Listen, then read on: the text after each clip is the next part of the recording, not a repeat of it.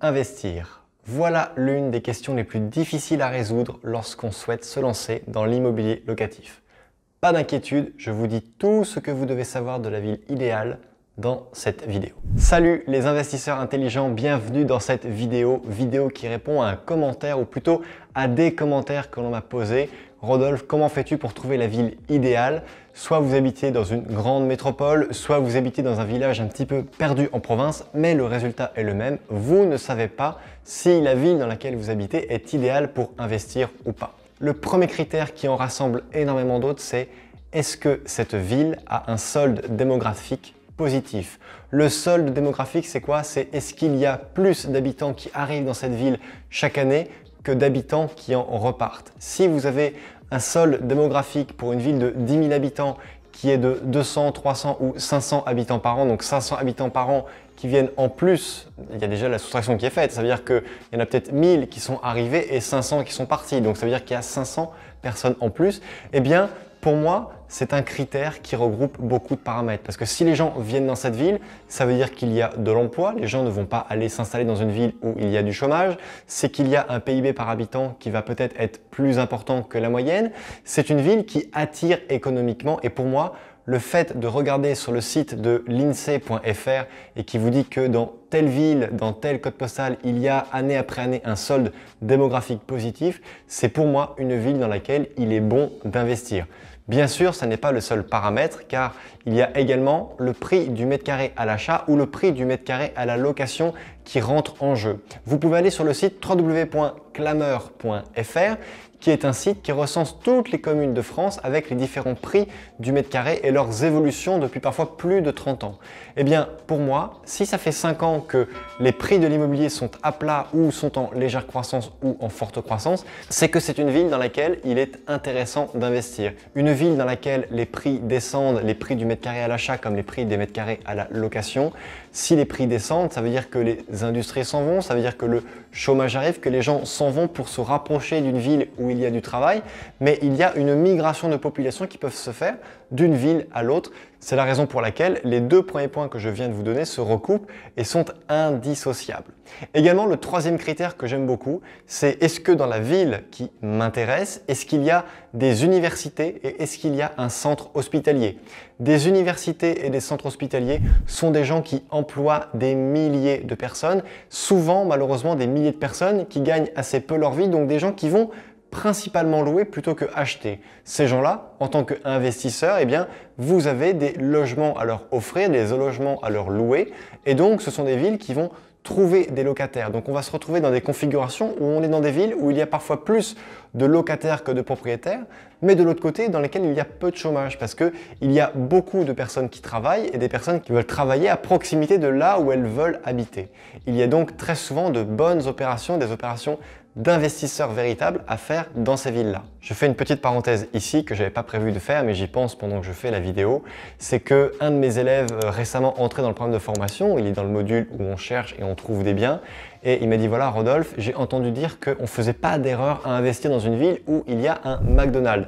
Alors il a dû voir ça sur une chaîne, sur un blog, bref je ne sais pas où est sa source, mais c'est quelque chose que mon mentor m'a validé, il m'a dit oui effectivement. Alors mon mentor c'est une personne qui a plus de 90 ans, mais qui est juste impressionnante en matière de compétences et qui m'a dit oui effectivement parce que McDonald's fait des études économiques et financières très poussées en termes de géographie sur là où ils vont implanter un restaurant ou non, mais attention parce que je connais des villes dans lesquelles il y a des McDonald's et où il y a des quartiers qui sont vraiment très chauds et des quartiers à éviter et où il y a des bons quartiers. Mais si vous investissez dans un rayon, dans un secteur qui est à 500 mètres en gros d'un McDonald's, bon, vous pouvez quand même faire des erreurs, hein, il y a les autres critères à vérifier bien sûr, mais globalement, c'est pas forcément, vous évitez de faire une grosse erreur en matière de géographie.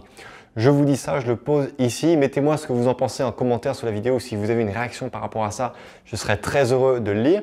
Mais voilà, je ferme juste ici la parenthèse. Quatrièmement, j'affectionne tout particulièrement les villes situées à proximité d'un grand axe, soit un grand axe autoroutier, soit un grand axe ferroviaire. Donc si dans les projets de la ville qui vous intéresse, il y a une gare avec un TGV qui va arriver et qui va relier Paris en 1h30, il faut acheter dans ces villes-là. D'ailleurs, souvent ça se sait et les prix du mètre carré ont déjà augmenté avant.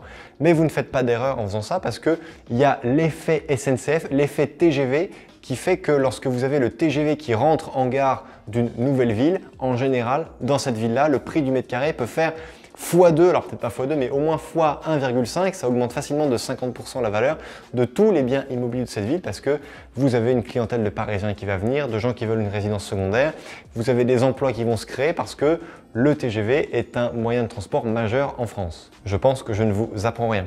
Ou alors c'est près d'une autoroute et dans l'idéal il faudrait que cette autoroute relie une très grande ville, une ville comme Lyon, une ville comme Marseille, en environ 30 minutes parce que les personnes qui n'ont pas les moyens de se loger dans ces très grosses villes-là vont chercher un temps de parcours entre leur lieu d'habitation et leur lieu de travail pas forcément très long, donc 25-30 minutes c'est complètement acceptable. Il n'y a qu'en Ile-de-France où on peut accepter de rouler 2 heures le matin et 2 heures l'après-midi, mais c'est la moyenne qui s'observe pour une très grande partie des gens qui font ce genre de trajet quotidiennement. Également, il y a des villes que j'affectionne beaucoup, ce sont les petites villes situées à proximité immédiate des zones artisanales ou des zones industrielles parce que ce sont des villes dans lesquelles le prix du mètre carré à l'achat ainsi que le prix du mètre carré à la location ne va pas être très important, mais qui vont attirer de manière très importante tous les travailleurs, tous les employés de ces zones industrielles-là qui n'ont pas envie forcément de faire 1 heure de route pour relier une grande ville et préfèrent faire un petit trajet, un trajet de 15 à 20 minutes pour relier une petite ville de province et y faire son habitation. Donc ce sont très souvent des villes qui sont un petit peu délaissées, mais bien souvent on trouve des villes pépites aux alentours de ces grandes zones industrielles. Je prends par exemple l'exemple de Toulouse. À Toulouse, il y a le site de Blagnac où vous avez le siège de Airbus qui fait travailler des milliers et des milliers de personnes, également des milliers et des milliers de sous-traitants, mais tous les gens ne vivent pas dans Toulouse. Certes, vous avez des personnes qui ont beaucoup de moyens qui veulent acheter et vivre à Toulouse, mais vous avez toutes les personnes qui choisissent de vivre à la campagne ou dans des villes pour lesquelles on peut aller à Blagnac de manière rapide et pas forcément à Toulouse. Mais c'est Blagnac qui attire le monde. Alors je prends juste l'exemple de Toulouse parce que avant de faire cette vidéo, j'ai répondu par mail à un de mes élèves en formation qui est justement en train de prospecter dans le secteur et la périphérie de Blagnac.